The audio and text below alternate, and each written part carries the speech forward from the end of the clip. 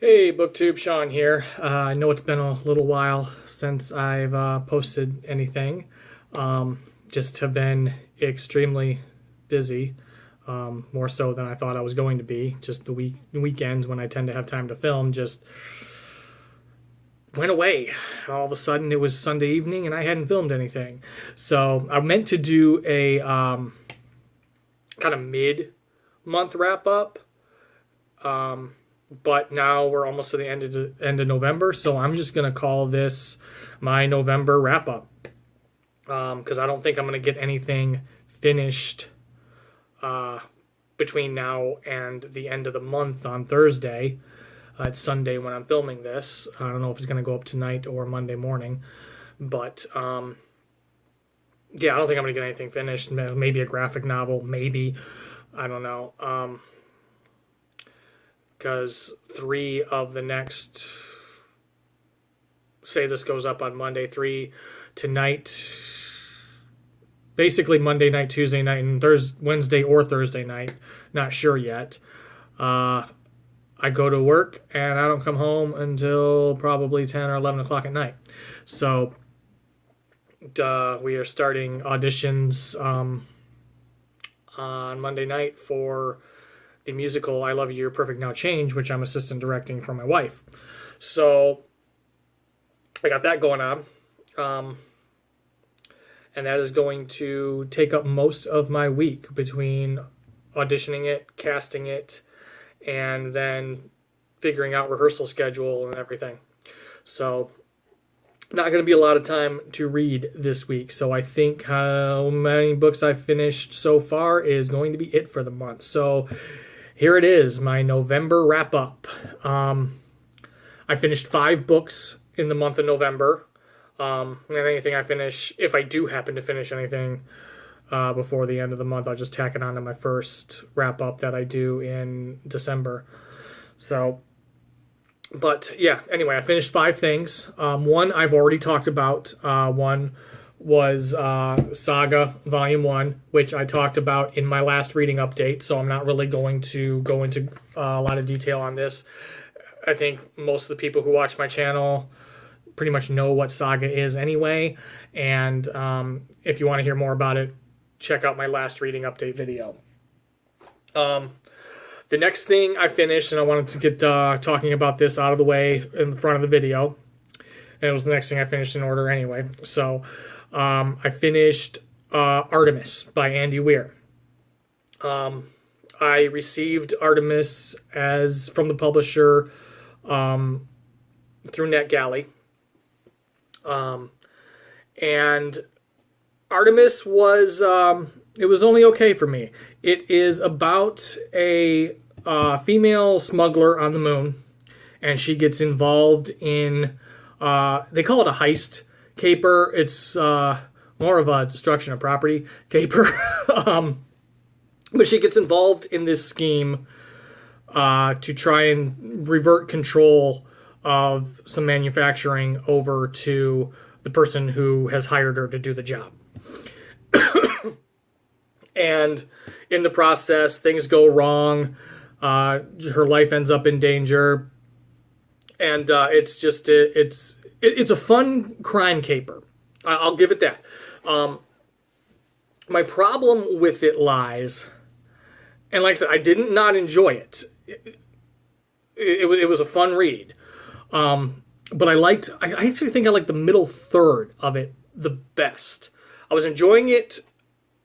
I was enjoying the beginning of it. It was nice to be back to Andy Weir's writing. He's got a very easy to read writing style.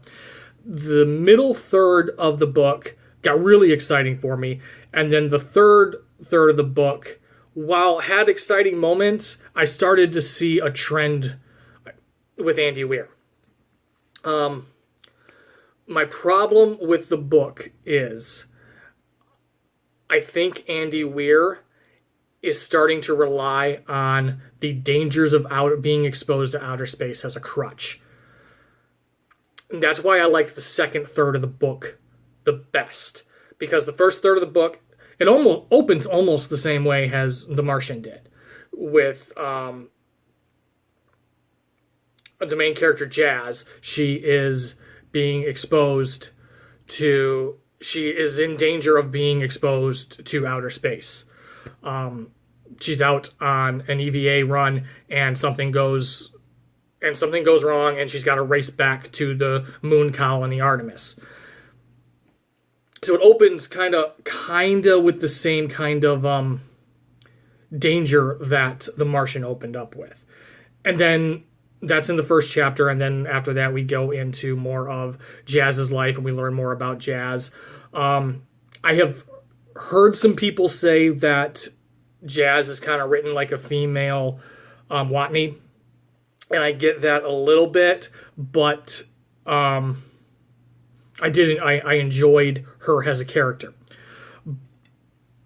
But I really think that Andy Weir, and I hope with whenever he does a third book, I hope we get more dangers than being exposed to outer space. Like I said, the first third of the book talked a lot about the dangers of being exposed to outer space. The second third of the book, Jazz had dangers and was in peril from things that were not just the dangers of outer space. There was somebody after her. It was really exciting, and I thought we were going to really get a different kind of book there. And then in the third of the book, the main danger went back to being the perils of being exposed to outer space. So, I don't know. I still enjoyed the book. I think I gave it 3 out of 5 stars on Goodreads. And sorry, I just needed to adjust there a little bit. But for those who are going to make Martian comparisons, and it's inevitable, it definitely does not live up to The Martian. But it is still a good, fun story in its own right. I just knocked it a little bit because I got tired of the main danger being exposure to outer space. But all in all, it's still a valiant sophomore effort from Andy Weir. Still an enjoyable book, and I still recommend picking it up. But that's it. That's my thoughts on Artemis, and we'll move on to what else I read this month. The third book I finished in November was The Boston Girl by Anita Diamant. And I read this for Robin at the Driftless Readers Goodreads group called Blast from the Past, and I'll link that in the show or in the description below. And I really, really enjoyed this book. I kind of loved this book. This is probably going to end up being on my top of the year that I've read. This is about our main character, Addie Baum, and she is telling her life story to her granddaughter. So we get that narrative style of her relaying the story to her granddaughter. And it is about her life from about age 14, 15 until about the time she met her husband. And then the ending kind of speeds up from there, and she kind of speeds through after they were married and going through the kids. But the main focus is her life between the age of 15 and the time she got married to her husband. And you go through things like the Great Influenza, the First World War, and people coming back from the First World War shell-shocked, and a lot of kind of starts of women's rights movements, and it's just a fascinating book, and I really, really enjoyed reading this book. I kind of flew through it. Because 8 days for me, reading a book in 8 days is flying through it for me lately. So I just couldn't put this down. When I was going to pick up a book to read, this is what I wanted to pick up, and I am really looking forward to reading more from Anita Diamant. The next book I read in the month of November was a buddy read with Courtney at Cortagonist, and we read To Brew or Not to Brew, a cozy mystery. This is the first book in the Brewing Trouble mystery series by Joyce Tremmel, and this is about Maxine O'Hara, and she is opening up a brewery in Allegheny County, Pennsylvania. And I'm sure Stephanie, that's what she read, will correct me if I pronounce that county's name wrong. Please let me know, Stephanie, if you see this. But anyway, she's opening up a craft brewery, and somebody is sabotaging little things in her brewery to make her have to keep getting things fixed and make her spend more money, so that hopefully she won't open the brewery. And her chef suspects that all these little things that have gone wrong are a sabotage, and when he finds proof of that, she finds him dead in one of the pieces of brewing equipment.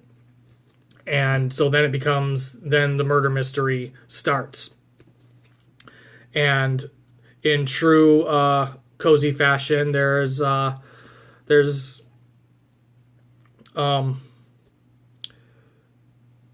she has to figure it out because the police are going to rule it an accident, not a suicide, not just an accidental death, and she knows it's not. So the book is her going to find out what is up with that and why. Sorry, I haven't filmed in a while, and I'm suddenly rusty. I don't know. But, so she's got to solve the mystery of who has killed her friend and chef. And really, really enjoyed this book. As soon as I finished it, I bought the next two in the series. The only slight issue I had with it was